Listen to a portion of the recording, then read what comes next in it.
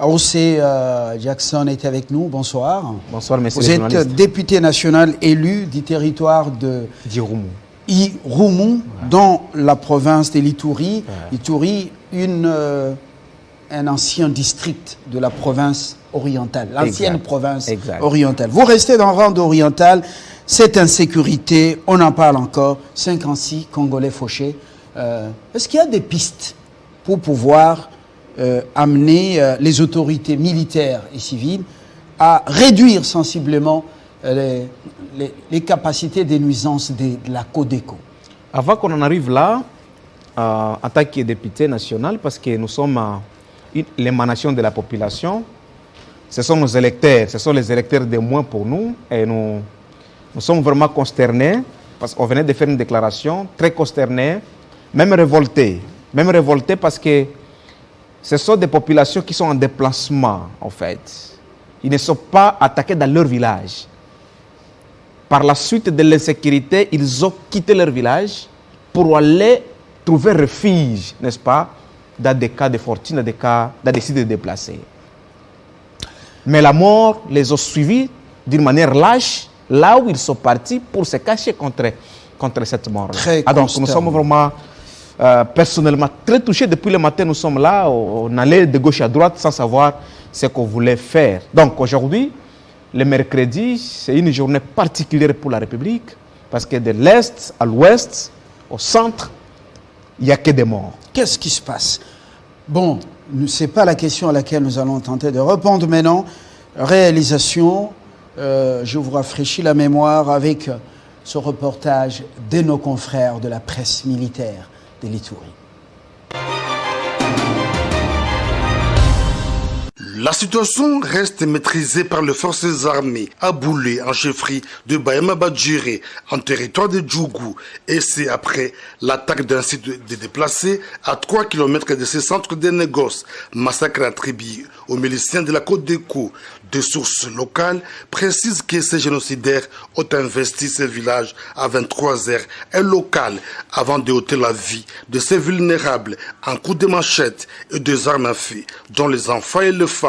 Bilan provisoire, une cinquantaine de morts et plusieurs blessés. Pour le gouverneur de province, ce massacre constitue un crime contre l'humanité avant de rassurer la population de la détermination du gouvernement congolais à imposer la paix et restaurer l'autorité de l'État en Ituri, a dit le porte-parole de FARDC, le lieutenant Jules Ngongo. Au nom du gouverneur militaire de la province de l'Ituri et au nom de toute sa population, nous compatissons avec les familles des victimes des cruautés causées par les attaques de groupes armés et Codeco.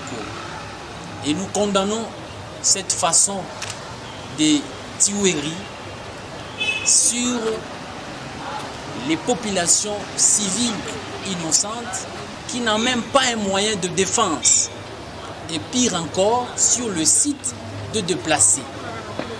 Ça, c'est un crime de guerre, crime contre l'humanité. Nous assurons à notre population. Actuellement, les forces de défense et de sécurité ont mis toutes les voiles dehors pour rassurer et protéger de plus en plus cette population. Et nous demandons encore une fois que cette population puisse faire confiance aux forces armées. Précisons que cette attaque intervient après celle du site des déplacés d'Hérault où une trentaine de personnes avaient été lâchement abattues par les mêmes miliciens.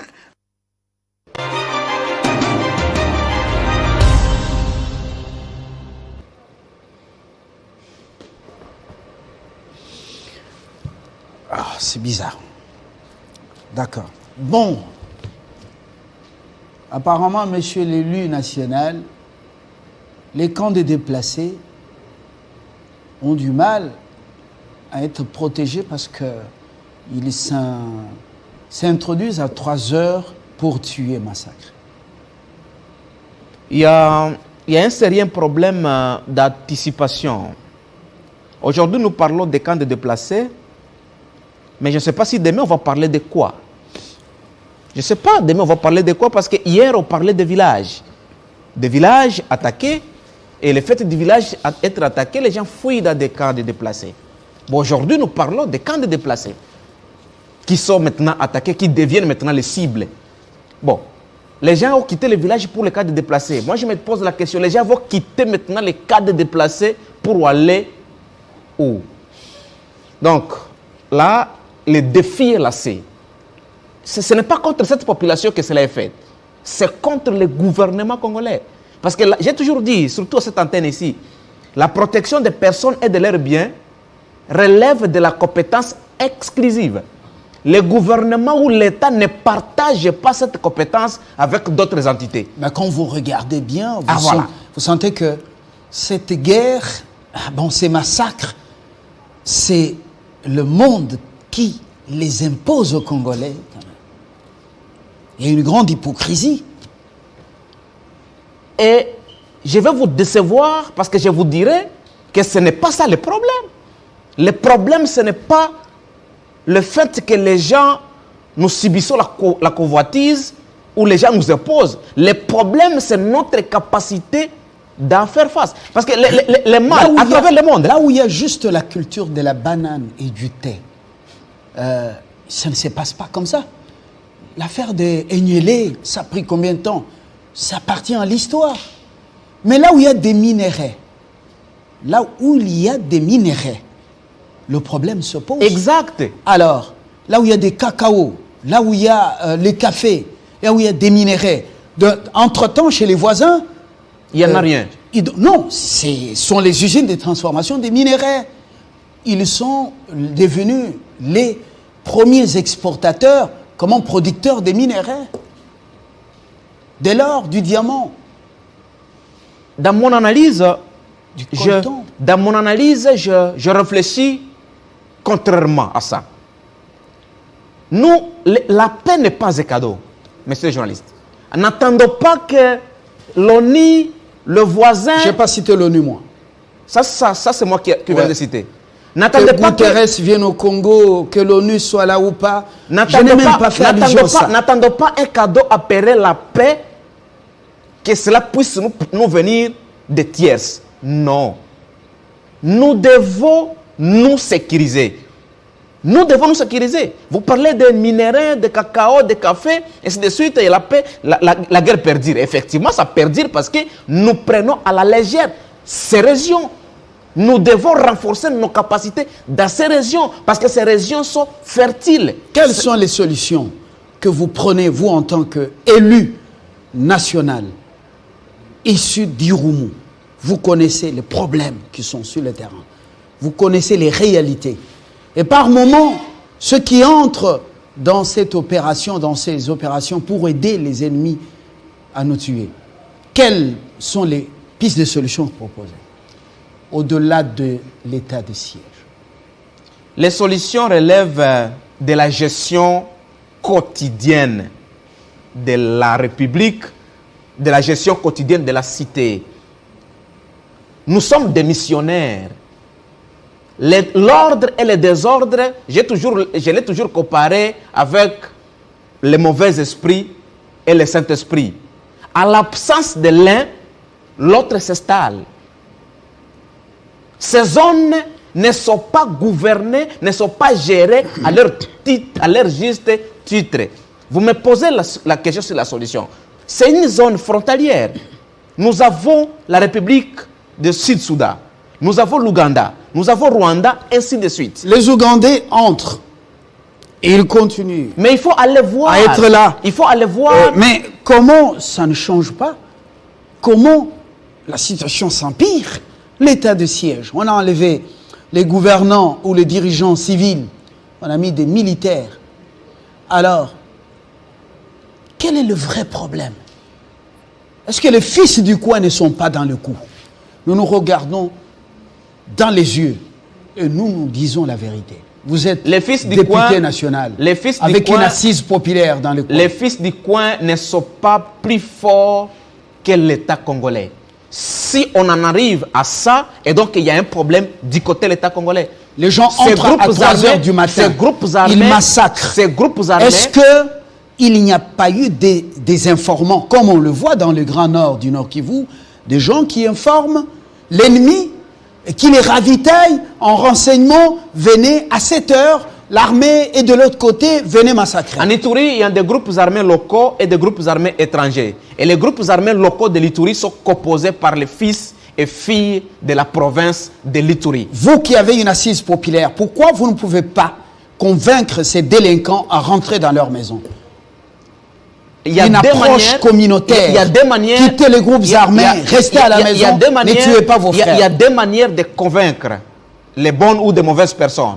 La première manière, c'est à travers une sensibilisation. Et la deuxième manière, c'est ce qu'on peut passer par la coercition.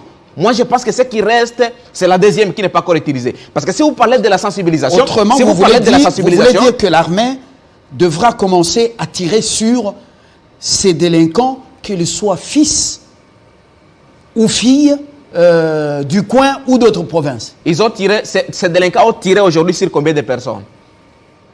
Ces délinquants ont tiré sur combien de personnes? De toutes les façons, ce sont vos électeurs. Exact. Et si on va les tuer, des électeurs de moins. Et ceux qui sont morts aujourd'hui sont des électeurs de plus. Donc moi, je pense que le débat, ce n'est pas à ce niveau-là. Le débat, c'est par rapport à la restauration de l'autorité de l'État. 20 ans de guerre, 10 ans de guerre, c'est beaucoup. Il y a les gens qui naissent, grandissent. Je sais que dans cette zone, dans les territoires de Djougou, les enfants ne vont pas à l'école. Dans tout territoire de Djougou, les gens ne vont pas à l'école. À Irumu, chez moi, les gens ne vont pas à l'école. Tout le monde est étancé dans la ville de Bunia. Et donc ça pose problème. Aujourd'hui, si vous atterrissez à l'aéroport de Bunia, vous allez en ville, vous allez voir les gens qui vont vous accueillir. Ce sont les enfants non accompagnés qui sont d'aérer. Donc alors, je pense que le mal est profond. On assiste quand même à un phénomène là.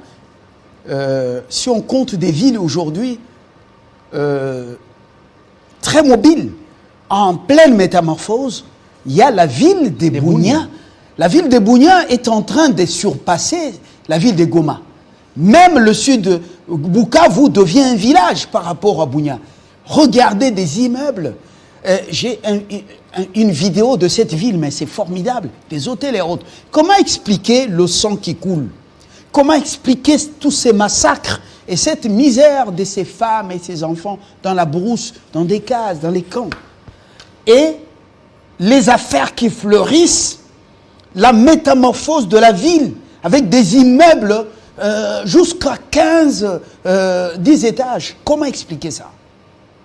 Bon, si on ne peut pas exagérer, je n'ai pas encore vu l'immeuble à ce niveau-là, mais quand même, la ville de Bunia, c'est une ville d'avenir, en fait. Il y a des phénomènes, il y a des aspects qui expliquent effectivement cette cohabitation. On peut parler de la cohabitation. Au même moment, la guerre. Ici, au même moment, la ville... Les affaires fleurissent. Oui.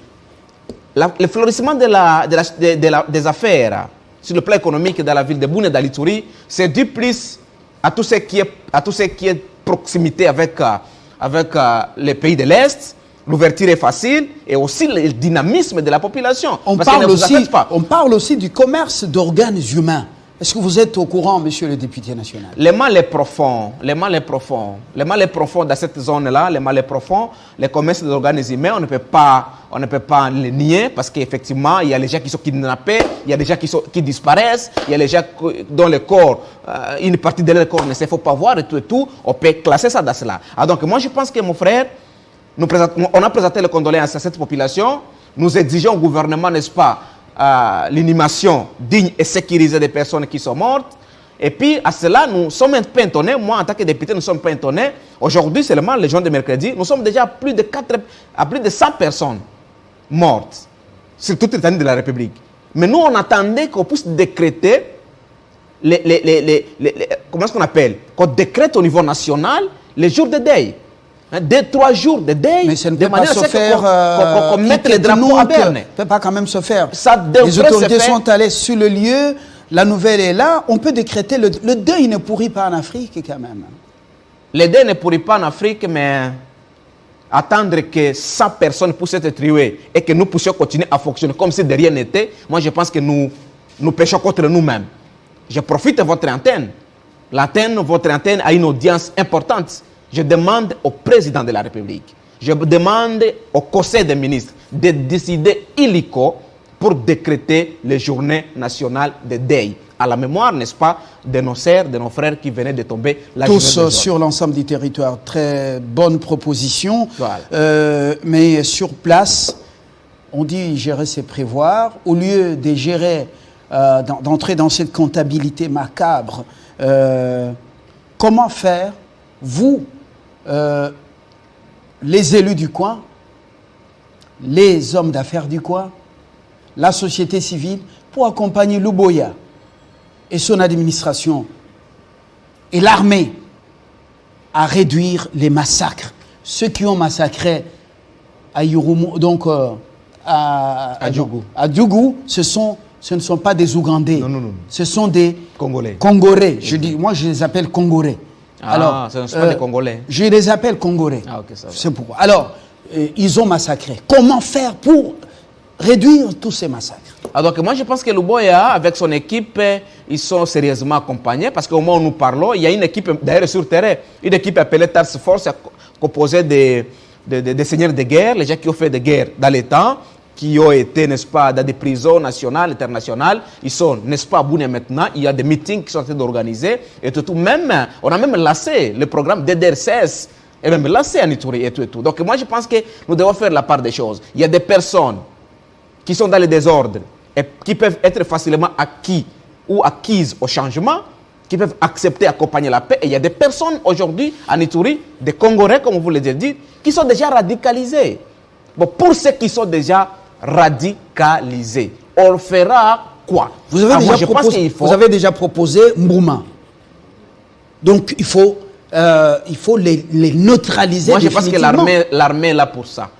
Je pense. Si je peux lire, n'est-ce pas, les codes militaires, l'armée est là effectivement pour maîtriser et neutraliser ces forces négatives. Parce que franchement, parmi les enfants, les femmes enceintes qui sont tombées aujourd'hui, pourquoi on a perdu beaucoup de monde, on a perdu des députés d'État, on a perdu des ministres, futurs ministres, on a perdu le futur président de la République. Et qu'est-ce que nous gagnons et qu'est-ce que nous perdons? Donc moi je pense que l'armée doit rentrer dans sa mission primaire, dans sa mission régalienne, c'est lui d'imposer la paix de la province de l'Ituri. Et nous voulons aussi, on a proposé dans notre déclaration que la mutualisation des forces entre UPDF et FRDC, étant donné que l'Ituri et Nord Kivu est ciblé dans la zone des opérations de cette mutualisation des forces, dans le cas de l'Ituri, il ne faut pas que cette opération puisse épargner les groupes armés locaux. Il va falloir qu'au-delà des EDF, les Ougandais, c'est pas quand même, il n'appartient pas aux Ougandais, aux médias ougandais de venir nous aider à traquer les fils rebelles dans la maison. Non, ça c'est le boulot de la société civile, de l'armée et des autorités locales. Bon, pendant ce temps, l'approche de Luboya et son administration militaire, c'est une approche qui a été plus humaniste. Et maintenant, il faut en aller outre, je pense. Moi, je pense que les limites est dépassée. La ligne rouge a été franchie. Exact. Monsieur le gouverneur Luboya, soyez plus militaire que parent. Administratif. Ça vient d'un élu du coin. Trop, c'est trop. On dit quand la viande est dure, ce n'est plus les dents, c'est le couteau. La ligne rouge est franchie. Un couteau bien aiguisé. La ligne rouge est franchie et moi je pense que la sensibilisation a été faite. Ceux qui vont se rendre, mais en attendant qu'ils se rendent, il va falloir que les puissances de fait puissent commencer à parler et cela dans tous les sens. Jackson Aoussé, député national élu du Roumou, dans la province de l'Ituri, dont le chef-lieu est Bunia, une ville en pleine métamorphose, avec des immeubles qui étonnent. Dans quelques instants, d'abord, c'est le deuil. En attendant peut-être une décision gouvernementale, nous sommes en deuil. Bonsoir, le journal, retrouvez la rédaction dans moins de 10 minutes.